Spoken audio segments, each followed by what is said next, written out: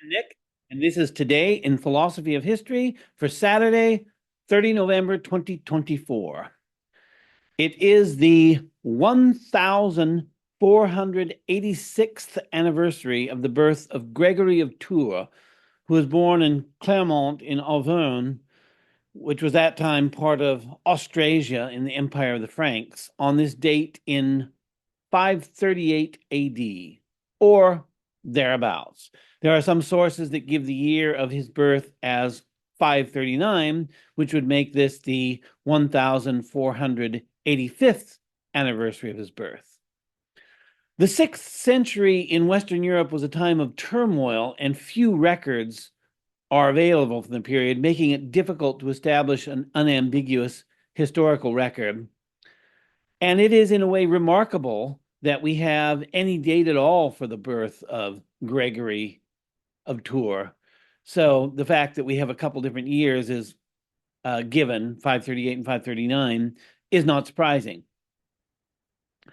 The 6th century was, in fact, such a time of turmoil that Gregory of Tours, by being an historian of his own times, has been called the Herodotus of Barbarism.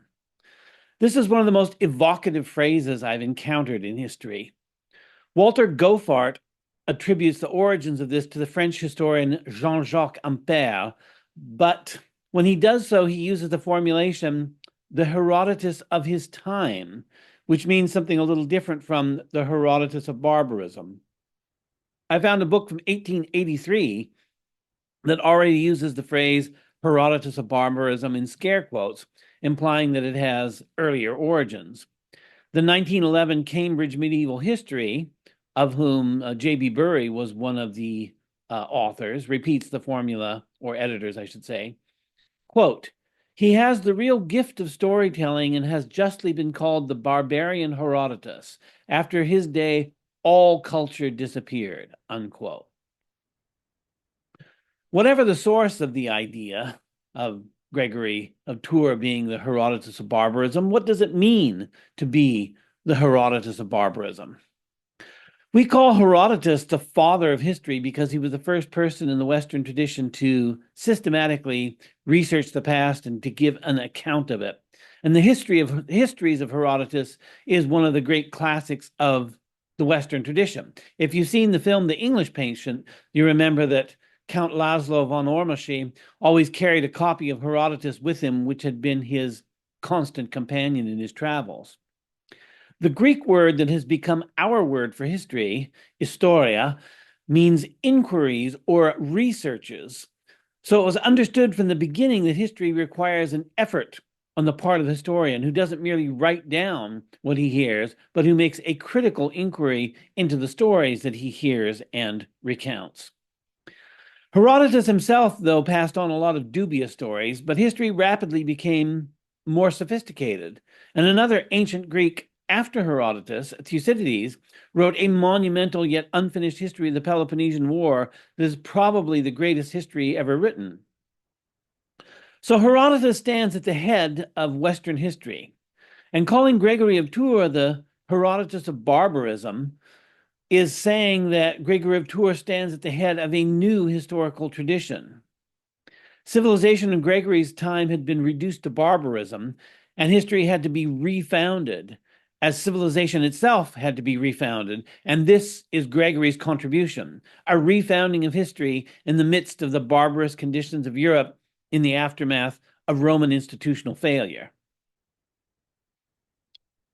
Gregory of Tours provides us with a window onto a world that is in many ways more distant from our world, more difficult to understand, even, I could say, more difficult to accept than the cosmopolitan Roman world that preceded it, and the collapse of which produced the conditions of barbarism that Gregory recounted. This was a world not yet 150 years after the sack of Rome by Alaric's Goths, which was the inspiration for St. Augustine to write his City of God. Despite the disaster of the sack of Rome, when you read Augustine, you can still sense the intact classical world in the background. Augustine is still living in classical antiquity. This classical world is in the process of being transformed into Christendom. So you can say that it's in a process of dissolution, but the institutions and the intentions and the expectations were all those of late antiquity, being, as they were, the inheritors of an ancient civilization that was still partially functioning, even if it was rapidly unraveling. The birth of Gregory of Tours followed the death of Augustine by only 108 years. That's less time than between the present, which, as I speak, is the year 2024 AD, and when my grandmother was born in 1896, which was 128 years ago. For any individual, this is a long period of time, but in historical terms, it isn't long at all. As I noted with my connection to my grandmother, I still have that in living memory. So I had a connection to the 19th century 128 years ago, longer than, like I said, the span between St. Augustine and Gregory of Tours. But the gulf between the world of Augustine and the world of Gregory of Tours is, even if it's separated by only a century, is palpable. And this is what happens when a civilization collapses and enters into a dark age. I've said previously that contemporary historians don't like the idea of a dark age, and now they avoid the term. But it's helpful in trying to understand the vast gulf that separated Gregory of Tours from Augustine. In the century that separates them, the world had changed, and that meant that the world had changed relatively rapidly by historical standards. When you read Gregory of Tours, you are thrust into the midst of a world that is seemingly innocent of the classical civilization that preceded it. There's been a rupture in history, with almost all that went before having been lost, and the new world coming into being was not yet fully formed. It was 154 years from the death of Gregory of Tours to the birth of Charlemagne, but despite Charlemagne being slightly more historically distant from Gregory than Augustine, I think Gregory of Tours would have recognized the world of Charlemagne had he time traveled into the future, but he would not have recognized the world of Augustine had he time traveled into the past. So Gregory of Tours appeared about midway between Augustine and Charlemagne. So he knew neither the comfortable stability of the ancient world that was still the social framework for Augustine, comfortable except for disasters, I guess, like the sack of Rome. And he also didn't know the Carolingian Renaissance that was the first attempt in Western Europe after the collapse of the Western Roman Empire to reestablish some kind of overarching civil order in Europe. Trade and commerce had collapsed. Cities were mostly depopulated. Ports dwindled into irrelevance as what remained of the economy moved inland and took place in large monasteries and manorial estates where the feudal lord was master of his domain and no other law mattered. This is what is meant by the reduction of civilization to barbarism, and this was the world that Gregory chronicled. Gregory was the author of the history of the Franks, which begins with a biblical chronology of the world, but which eventually comes to focus on Gregory's own time, which involved the earliest events of what we now call France and more generally European history. On the last page of his history, he begs future readers and editors not to alter what he has written in an amusing passage I will read. Quote, I conjure you all, you bishops of the Lord, who will have charge of Tours Cathedral after my unworthy self. I conjure you all, I say, by the coming of our Lord Jesus Christ and by judgment day feared by all sinners, that you never permit these books to be destroyed, nor to be rewritten, or to be reproduced in part only with sections omitted. For otherwise, when you emerge in confusion from this judgment day, you will be condemned with the devil. Keep them in your possession intact, with no amendments, just as I have left them to you. And a little further on, do not, I beg you, do violence to my books. You may rewrite them in verse if you wish to, supposing they find favor in your sight, but keep them intact, unquote. And keep them intact is all in capitals. So Gregory was very concerned that his work not be mangled or edited by future. He doesn't say by future readers or writers. He doesn't say anything about translation, though. Having from that section I read, my guess is that Gregory would have been okay with the translation as long as it was the translation of the entire text. In his book on Gregory, Gregory of Tours, History and Society in the 6th Century, Martin Heinzelmann implicitly attributes a philosophy of history to Gregory. Quote, miracles and saints, or miracles and slaughters, not only represent a key part of Gregory's philosophy of history, but could also be used to organize a society and its history. Mitchell appreciated this and therefore recognized and described the role of the saints as both exponents and instruments of Gregory's social ideas, while for Goethart, Gregory's central theme was the contrast between human failings and the exemplary existence of saints. Mitchell has rightly argued for the presence of an overarching message of redemption and reformation as a factor in the unity and arrangement of this historical work, unquote. Later in the book, Heinzelmann says, Bishop Gregory has also been accused of being a realist who neither valued nor practiced abstract thought. And he footnotes this comments with comments on two other scholars. Quote, in this sense, even Goethart, he repudiated philosophy in all its systematizing manifestations.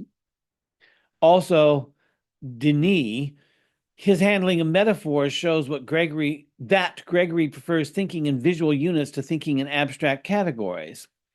Denis forwards the same explanation for Gregory's lack of interest in concrete causal connections and the absence of structure to the histories, unquote.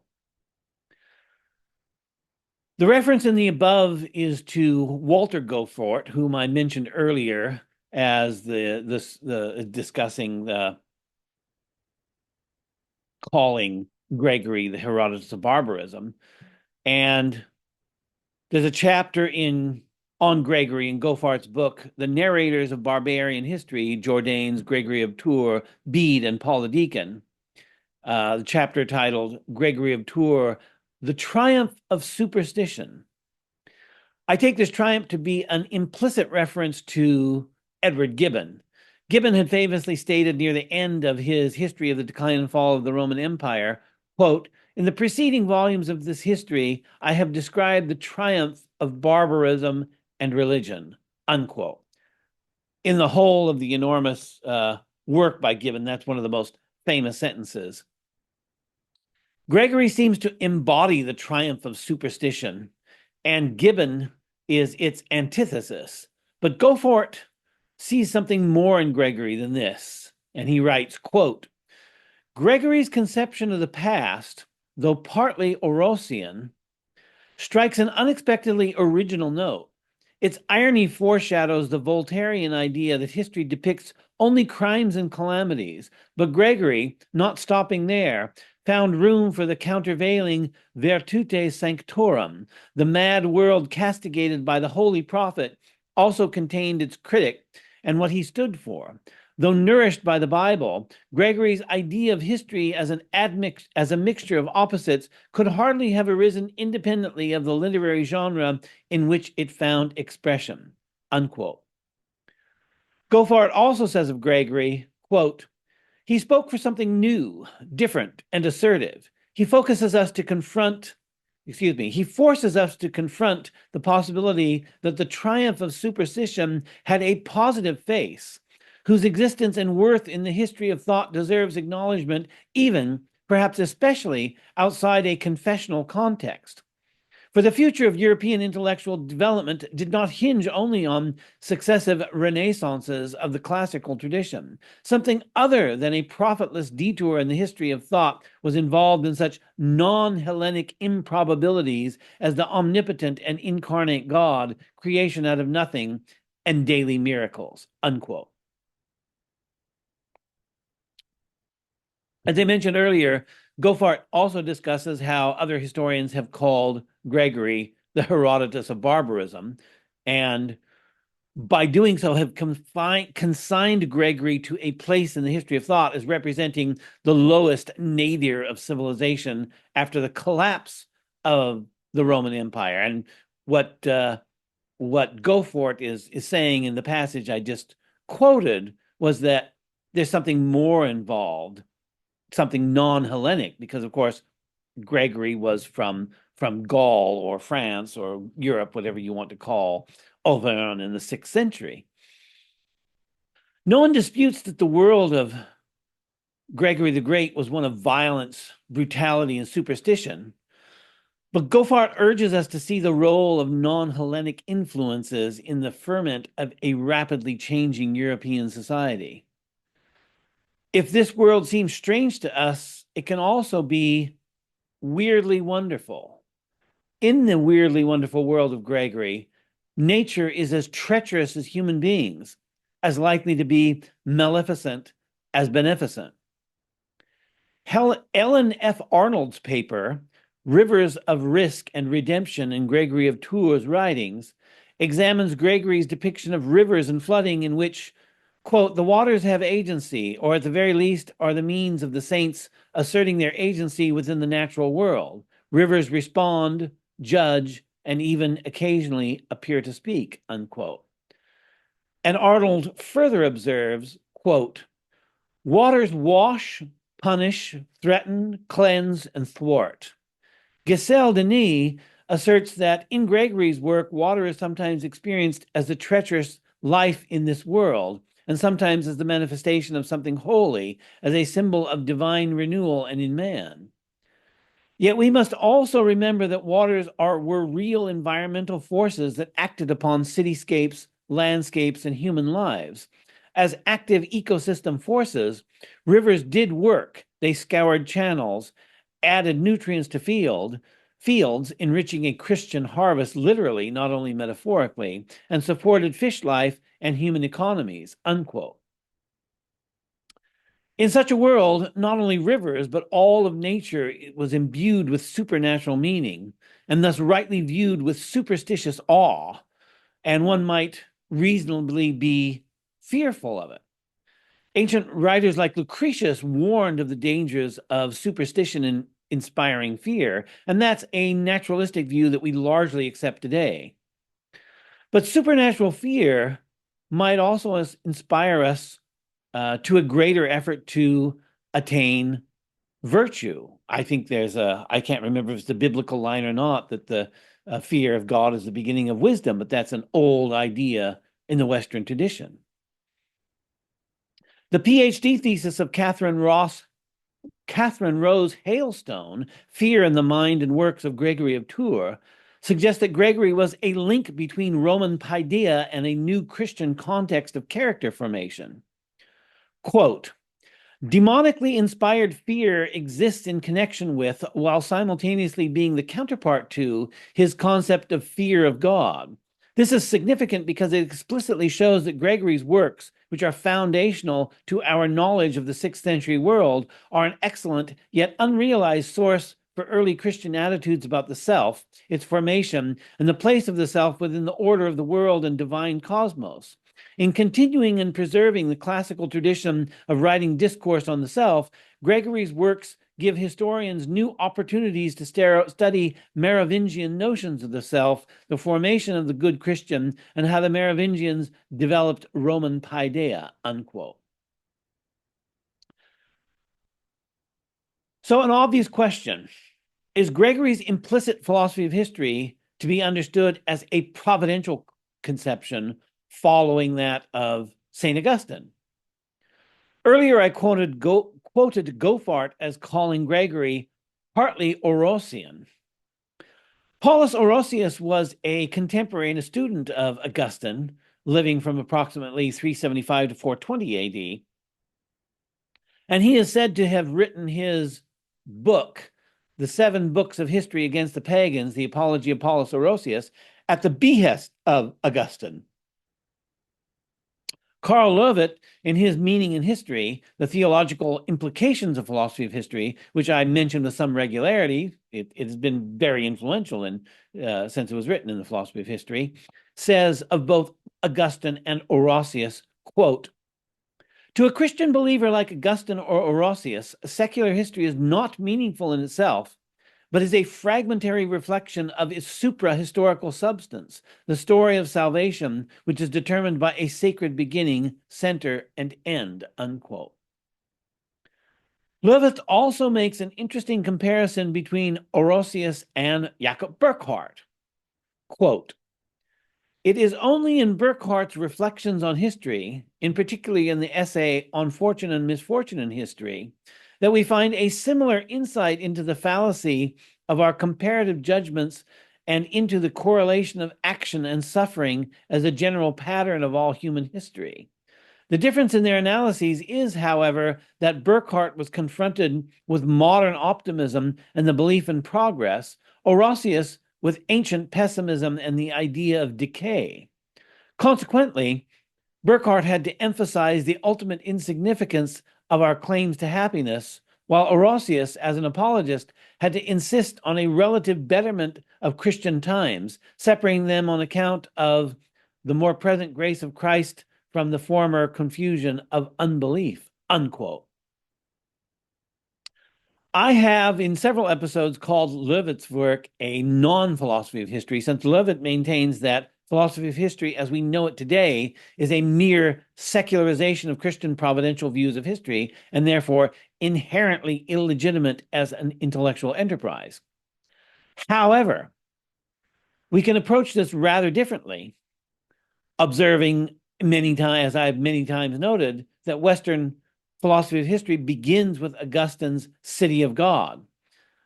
So we shouldn't be surprised that the philosophy of history grows out of Augustine and Orosius, as this scholarship is and has been incrementally secularized and incrementally transformed from a providential theology into a philosophy, properly speaking. And in this way, Gregory of Tours is a link in the chain that selects, modifies, and augments the tradition transmitted from classical antiquity and adapts that tradition to radically changing circumstances, making it possible for that tradition to arrive to us in the present day. So happy birthday, Gregory of Tours, and thanks for listening.